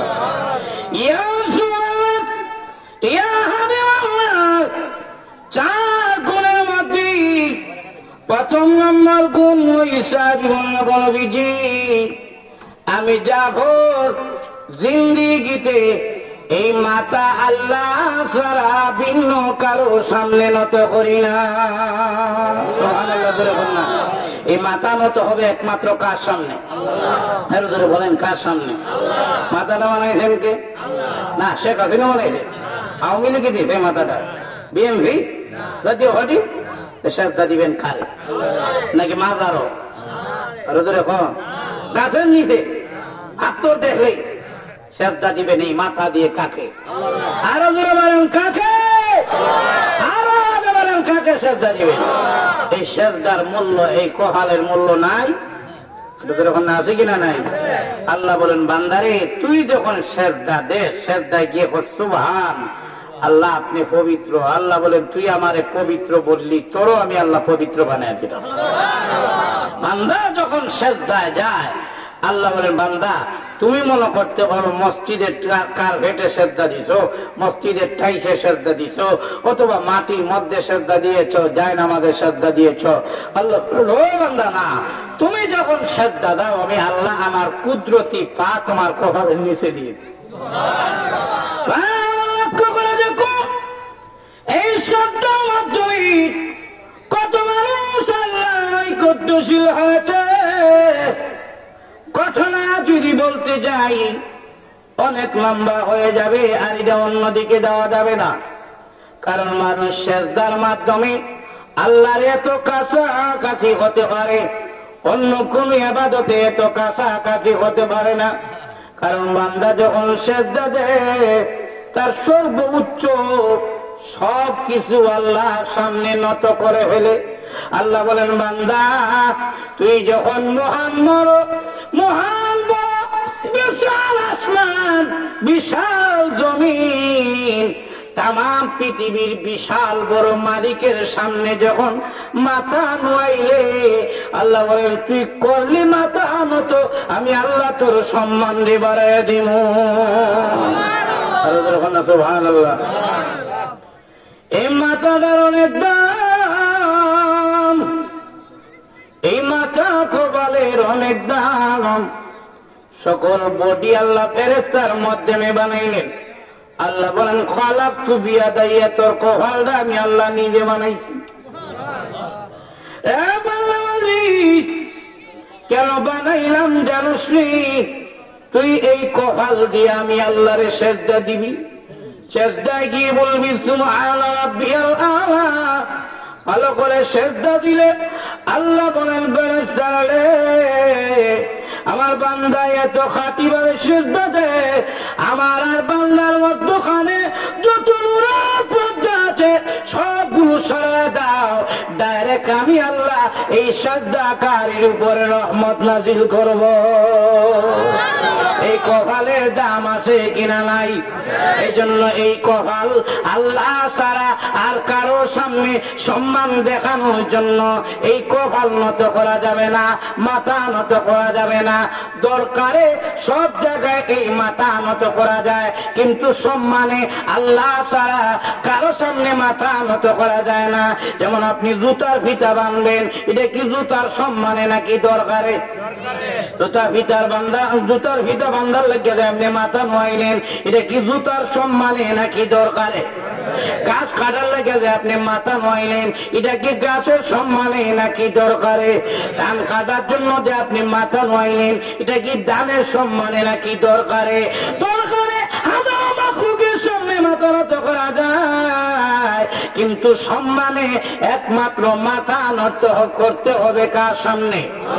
আরো জোরে বলেন, সম্মানে যদি আল্লাহ ছাড়া আর কারো সামনে মাথা নত করেন, শিরক গুনাহ হয়ে যাবে।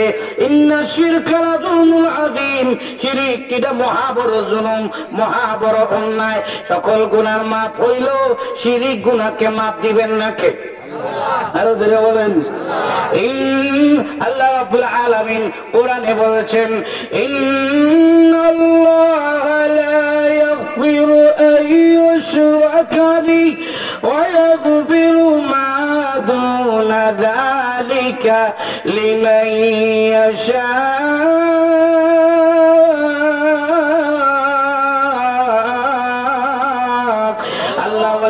সকল গুনাহ মাফ করতে পারি আমি আল্লাহর যদি ইচ্ছা হয়, কিন্তু শিরিক বাকিদেরকে আমি আল্লাহ মাফ করব না। যে আমি আল্লাহ শরীক করে তাকে আমি আল্লাহ মাফ দিব না, কারণ এটা আমি আল্লাহ সহ্যের বাইরে। আপনার বউ যদি অন্য মানুষের প্রশংসা করে, এটা আপনার সহ্য হবে না। এমনি তরকারি ভালো হয় না, সহ্য করেন। লবণ বেশি দিয়ে দেয়, কম দিয়ে দেয়, এটা সহ্য করেন। জাল বেশি দিয়ে দেয়, সহ্য করেন। কিন্তু আপনার বউ যদি অন্যের প্রশংসা বেশি বেশি করে, আপনি কইবেন যা তার কাছে গিয়ে বিয়া বইয়া যা, এটা আমার সহ্য হয় না। দুনিয়ার বউয়ের সব কিছু করা, সব কিছু মেনে নেওয়া সম্ভব। দুনিয়ার বউয়ের যত জ্বালা যন্ত্রণা আছে স্বামী সহ্য করতে পারে, কিন্তু স্বামীর জায়গায় যদি গিয়ে দেখে বউয়ের কাছে আরেকজন হইয়া রয়েছে, এটা সহ্য করবো নি? স্বামী বলবে না, আমার জায়গায় কাউরে মানতে পারি না। আল্লাহ বলেন, শিরিকও আমি আল্লাহ মানতে পারি না, কারণ আমি আল্লাহ একক মাবুদ, একক বলে আমি আল্লাহ তোমাদেরকে বানাইছি। এই জন্য আমি আল্লাহ শিরিক গুনাহকে পছন্দ করি না। এই জন্য হযরত জাফর বলেন, নবীজি আমি জাফর জিন্দেগিতে কোনদিন শিরিক করি নাই। আল্লাহ রাসূল বলেন, এই গুণটা মুহাম্মদ আল্লাহ পছন্দ করেছে। সুবহানাল্লাহ। এইগুলো প্রথম গুণ। 2 নম্বর গুণ হলো, হযরত জাফর বলেন, ইয়া রাসূলুল্লাহ আমি জিন্দেগিতে কোনদিন জিনা করি নাই। জিনা করা তো সুন্নাত, জিনা না, এটা হলো নিকৃষ্ট কাজ। যেরকম নাউযুবিল্লাহ, জিনা সমাজের গুনাহ কারায় আজকে জিনা বেড়ে গেছে। বাবা জিনা করে, সন্তান জানে না। যেরকম না, সন্তান জিনা করে, মা বাপ জানে না, জানলেও আমার ভুল আর বয়স হইছে না। নাউযুবিল্লাহ জোরে বল না। আজকে শহর বন্দরে টাকা দিয়ে জিনা করা যায়। জিনার বাজার গরম হয়ে গেছে। কেন জানে? জিনার বাজার গরম হওয়ার একটা মাত্র কারণ, আজকে মোবাইলে গান বাজনা বেড়ে গেছে। আরো ওখান থেকে না, রাত্রে নৃত্য কি দেখে, রাত্রে হইলে জায়গা দৌড় দিয়া গান সুন্দর লাগিয়া, ঘুমানোর আগে তার কদ্দুর মোবাইল না টিপলে হয় না, মহিলার নাচ না দেখলে তার সহ্য হয় না। এই গান বাজনায় মানুষকে জিনার দিকে ধাবিত করে। কারণ কানে যখন তাই দেহের শরীরটা গরম হয়, শরীর গরম হইলে ভোরের দিনে একটা খারাপ নিয়ত করে যে একটা খারাপ কাজ করবো, সুযোগ হয় না আর কি। এইভাবে গান বাজনা এবং এই নর্তকী দেখার কারণে আজকে 3 টাকার শাস্তল দিছে, 5,000 টাকা টিভি নামাইছে। আরো যখন দেখি না, কিছু মুরব্বীরা আছে, এরা সারা খায়, টিভিও দেখে, ভিডিওটা আমি টিভিও দেখে। মৃত্যুর আগে একবার তোমার কবরে চলে গেছে, এবারে যদি তুমি টিভির দিকে তাকায় দেখো, মরবা কোন দিন চিন্তা নাই তোমার। পুরা হইতো, দাড়ি সাদা হইছে, কোন দিন যাইবা এটা তো ঠিক নাই। এটা তো একটা সিগনাল, দাড়ি সাদা একটা সিগনাল না? আরো বাকি রয়েছে, এটা লাল হইব, এরপরে এটা যে আরো পরবর্তীতে কাল হইব, এটা আশা করে না। না সিগনাল ভাইও টিভির গরু গিয়া ছাই রয়েছে, টুপি মাথার দিয়া। নির্লজ্জ, চিন্তা করেন, মোর বলে কোনো চিন্তা নাই। এই জন্য ভাইরা জিনা এগুলো বেড়ে যাচ্ছে কেন? বলে গান বাজনা যত বাড়বে জিনাও বাড়বে। তেল হইলে গিয়া এগুলো গান বাজনা, তেল ছাড়া কি ইঞ্জিন চলবো? আর ওদের ওখানে গাড়ি চলবো নি তেল ছাড়া? ওই তেল দিছে গান বাজনা। এই তেল যত গান বাজনা চোখের সামনে দেখবো ততই জিনার আক্রমণ বেড়ে যাবে। আর ওদের ওখানে না, ও বন্ধু তোমাকে বলছি, তুমি যে আরেকজনের নাচ দেখো, তোমার কি ভবিষ্যতে তোমার কোন মেয়ে হবে না? আর ওদের ওখানে না, তুমি কি কোনদিন ছেলের বাপ হইবা না, মেয়ের বাপ হইবা না, আরেকজনের মেয়ের দিকে চাইয়ে রইছ? এটা তো হাসরের ময়দানে উঠে যাবে। কোন দিকে চাইছো তুমি? আজকে তুমি আরেকজনের মেয়ের জন্য রাস্তায় গিয়ে দাঁড়ায় থাকে, কোন সময় মেয়ে দায়িত্ব?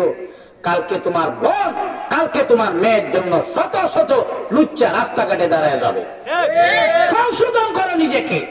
উলঙ্গ পড়া দেখতেছ, নাটক দেখতেছ, টিভি সিনেমা দেখতেছ, আজকে উলঙ্গ মেয়ে দেখতেছ, দরজা লাগায় কেউ দেখতেছে না, কিন্তু হাসরের ময়দানে সবার সামনে যখন এই ভিডিও প্রকাশ করে দিবেন, তোমার বোনের সামনে, তোমার মেয়ের সামনে মুখ দেখাইবা কেমনে চিন্তা করে? আল্লাহর কথা তো বাদ দেন, আল্লাহর কথা তো বাদ দিয়ে দিচ্ছেন, এটা তো কিন্তু দেখেন। বউ যদি জামাই দিকে এটা আমার, তো আরেকজনের গান দেখে গেলে, মেয়ে যদি বাপ দিকে এটা আমার, আব্বা তোমার লজ্জা লাগলো না নারীর দিকে দেখাইতে? তখন কে জবাব দিবেন? এই জন্য ততদিন পর্যন্ত এই শাস্ত্রের টিভি সিনেমাগুলো বন্ধ না হচ্ছে, যুবক পুরাতন গুরু ততদিন পর্যন্ত অ্যান্ড্রয়েড মোবাইল ব্যবহার করা বাদ না দিবে, গান বাজনা শোনা বাদ না দিবে, আল্লাহর কসম ইসলাম কখনো এই দেশে প্রতিষ্ঠিত হতে পারে না। এগুলো ছাড়তে হবে তোমার। হযরত জাফর বলেন, হুজুর জিনা করি নাই কেন? আমি একজনের সাথে জিনা করব, আমারও তো মেয়ে আছে, আমারও তো স্ত্রী আছে, আমি যেটা করবো এটা তার উপরে যদি যায় না, তখন আল্লাহর কাছে কি জবাব দিব? এই জন্য জিনা করি নাই। রাসূল বলেন, এই গুন্ডা আরশের মালিক আল্লাহ পছন্দ করছে। আরো তো দেখুন না, সুবহানাল্লাহ। নেতা খুশি হয়েছে, সিল্লি দিয়ে বুকটা ফাটাই এলাই, নেতা খুশি। চেয়ারম্যানে কয়ে লাইছে আমি তার সদস্য, তার কাছের লোক, কত খুশি।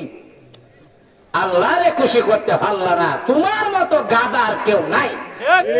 চেয়ারম্যান তোমার রক্ষা করতে পারবে না, মেম্বার তোমাকে পরকালে রক্ষা করতে পারবে না, এমনকি প্রধানমন্ত্রী, কি প্রধানমন্ত্রী বাহো না, কেউ হতো না। রক্ষা করার মালিক কে? এজন্য যিনি রক্ষা করবেন তাকে খুশি করতে হবে। তিনি মালিক কে? আরো ধরে বলেন কে? হযরত জাফর বলেন, হুজুর আমি এগুলো করি নাই, আল্লাহ খুশি হয়ে গেছেন। সুবহানাল্লাহ। 3 নম্বরে গুণ বলবো, বলবো, শেষ করে দিচ্ছি, লক্ষ্য করে দেখেন। 3 নম্বরে বলেন, হুজুর আমি কোনদিন মদ পান করি নাই। মদ পান করা হালাল না হারাম? আরো আসতে বল। আল্লাহ কোরআনে নিষেধ করছে, ডাইরেক্ট কোরআনে আয়াত, আল্লাহ হারাম করেছেন মদ পান করা। মদ পান করা হারাম, মদ পান করাও হারাম। আল্লাহ কাছাবাস হয়ে গেছে। মদ খাওয়া যেমন হারাম, প্রস্তাব খাওয়া হারাম। ঠান্ডার দিন আইলে তারে হইবেন মদ ডাবাদ দিয়া গরম ডাবাইতো। এখন দেখি না, এটা খাওয়া যায় না, এটা যদি না খাওয়া যায় এটাও খাওয়া যায় না, দুটাই হারাম। ধরে এখন দেখি না, কুত্তারে দৌড়ায়, হাত তোর দিয়ে এলাকা থেকে বেরিয়ে যায়। আমি কই আগে সমাজের মত কুরগুলোরে আগে ইডাইয়া হাত তোর দিয়া বাইরে লাঠি দিয়া আর হাত তোর দিয়ে ইডাইয়া বার করো, কারণ হে কুকুরের চাইতেও হারাম। কেন? কুত্তা হারাম খায়, এটা তার লাগে হারাম। আর মানুষ যা খায় এটা তার লাগে হারাম। এজন্য তার হারাম জিনিস খাইলো, মানুষে খাইলো হারাম জিনিস, আর কুত্তা খাইলো তার লাগে হালাল জিনিস। মানুষ হারাম খাইয়া কুকুরের চাইতে আরো খারাপ হয়ে গেছে। এখন ঠিক কিনা? মদ পান করি নাই। জাফর বলেন, হুজুর জানেন কেন মদ পান করি নাই? যে মদ পান করলে আমার হুশ বুদ্ধি ঠিক থাকে না, এই মদ পান করা যায় হতে পারে।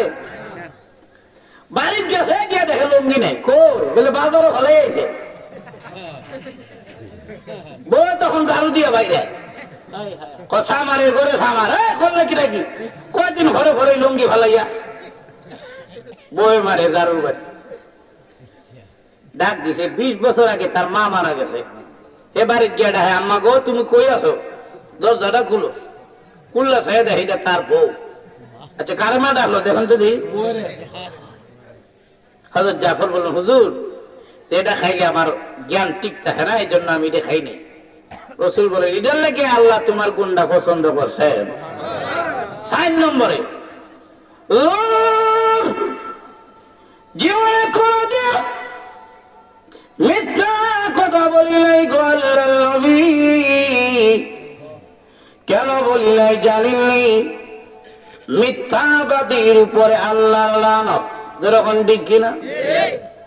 আমি মিথ্যা কথা বলি নাই। মিথ্যা কথা বলা কবিরা গুনাহ। এই গুনাহ আমি করি নাই গো আল্লাহর নবী। সমাজের মধ্যে মিথ্যাবাদী আছে কিনা নাই? আরো যখন আছে কিনা নাই? সমাজে মিথ্যাবাদী বলে গেছে। সমাজে অলিতে গলিতে মিথ্যাবাদী একেবারে বলে গেছে। এমনকি মসজিদে মিথ্যা কথা কয়, ইমামের সাথে হাত রেখেও হাত রেখেও মিথ্যা কথা কয়। আমি একজন জিজ্ঞাসা করলাম তুমি গাঁজা খাওনি? বলে না হুজুর গাঁজা খাই না। বলে বিশ্বাস করতাম কেমনে? তুমি দেখি বড় বড় লাইট লইয়া সারা রাতে আডো। হুজুর আসেন মসজিদের সামনে, আমার রোডের পাশেই হলো আমার মসজিদ। রোডের সামনে দাঁড়ায়া মসজিদের দিকে আঙুল দিয়া কই হুজুর জিন্দিগিতে কোনোদিন গাঁজা খাইছি না। তার বন্ধু আরেকজন জিজ্ঞাসলাম হে বুঝি গাঁজা খায় না? কই হুজুর কি বলেন কোন আপনি? হে খাজা করে না। আছে কিনা নাই? কারো ওখানে আছে কিনা নাই? এই জন্য মিথ্যা কথা বলা যাবে না। মিথ্যা কথা বলে কবিরা গুনাহ। মিথ্যা কথা বললেই সমাজের মধ্যে আপনার দাম থাকে না। আজকে মিথ্যা কথা কইবেন, এক কথা কইবেন মিথ্যা কথা, এটা গিয়া কয়ে দিব এই তোমার নামে কইছি তুমি করছো নি? না করছি না। মিথ্যা কথা বলতে বলতে সমাজের মধ্যে আপনি বাটপার হয়ে যাবেন। বাপ দাদারে আপনি গোষ্ঠীর শ্রদ্ধা গাল শুনাইবেন। আরো যখন ঠিক কিনা? এই জন্য বলেন ইয়া রাসূলুল্লাহ ইয়া হাবিবাল্লাহ, ওগো নবীজি আমি জাফর মিথ্যা কথা বলি নাই। এই গেছে কয় গুণ? আরো জোরে বলেন কয় গুণ? এই 4 গুণ গেছে। এবার দেখেন রাসূল কি বলতেছেন। রাসূল যখন আমি নবীজি মনে করেছিলাম তোমার আর আমার চেহারাই শুধু মিল। নবীর চেহারার সাথে কিছু সাহাবীর চেহারার মিল পাওয়া যেত। হযরত হাসান হুসাইনের চেহারার সাথে নবীজির চেহারা কিছুটা মিলে যেত।